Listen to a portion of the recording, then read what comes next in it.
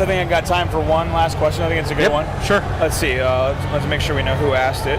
Sorry for all the interruptions, folks. Yeah, Technical. Thanks for sticking with us, though. Yeah. We got Betrayed by Mope. He wants to know, is the spawn system and the spawn points, are they close to the same in Halo 2 Anniversary as they were in the original?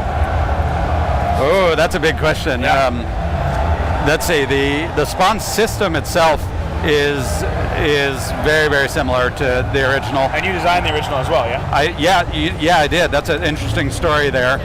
Just to answer the question, the points themselves have moved around some very deliberately.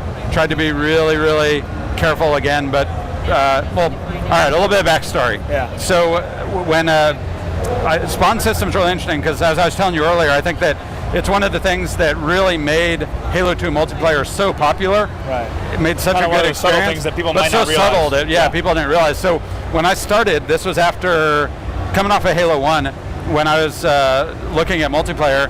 All the way that the spawn system worked in Halo 1 was there were a bunch of spawn points on the map, and any point that had somebody standing on it or a vehicle on it would get blocked. Oh yeah, I'm sorry. And all of the other would give you that bubble spawn. No. All of the other points on the map, you would just randomly choose from. Right. That was it. Like it was that simple. Yep. So it's basically just random spawns. Yeah. So when on Halo 2, I had to build on that system as a foundation. I didn't have the engineering resources to design something brand new. Yeah. So what I did is I designed a system that I called the Spawn Influencer system, where now you had these values. Yeah. Yeah, it's kind of like a heat map where all these different things could have positive and negative impacts on the probabilities that any given spawn point would get chosen.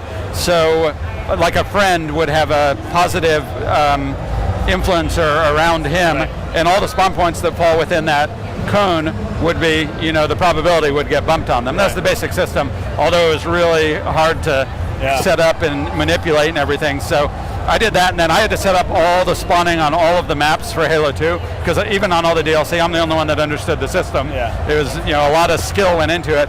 But now this time around, the nice thing is I've got a lot of smart designers working on this at CA, and they have way better tools than I ever had. I was kind of flying blind, and somebody'd say, hey, I got a bad spawn, and I'd have to go and kind of guess as to what happened. Yeah. This time around, we have way better tools for figuring this stuff out. So the answer is yes, we have made some changes, but only changes for the better, very deliberately. Yeah, I was talking to Enable earlier, a pro Halo player who's right now winning at the booth. Potentially, has already set the highest win streak, but he was saying that everything kind of feels like Halo 2, so just in terms of the flow of the map. I think I talked to that guy. I was asking him. Yeah, let him know that there have been tweaks and improvements there, which I think speaks to Halo 2 overall. Talking to you and David Mertz, it sounds like the philosophy that if a change is to be made, it has to improve gameplay is pretty incredible. Yeah, I mean the basic philosophy is if it ain't broke, don't fix it. Yep.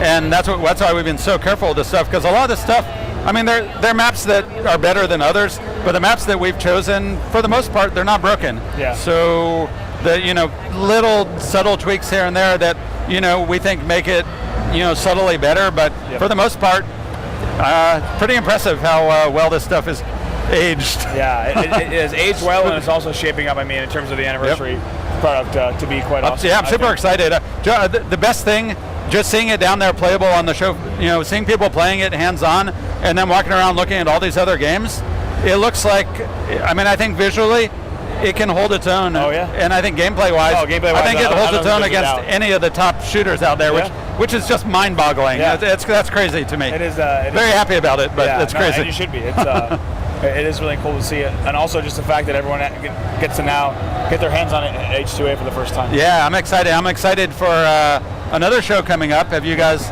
announced anything about that yet? Am I allowed to talk about that? No, yeah, we have a few shows coming up. But a few shows, all right. I'll leave it at that. But Max, I'm not allowed to say anything. Thanks so much for joining me today. Yeah, thanks for having me. Thanks everybody. If you guys want to see more of Sanctuary and Ascension and Halo 2 Anniversary, be sure to check out our Sunday finals at twitch.tv/Halo at 10:30 a.m. Central European Standard Time. For the Xbox team up here, we'll see you guys later. Yep, take care everybody.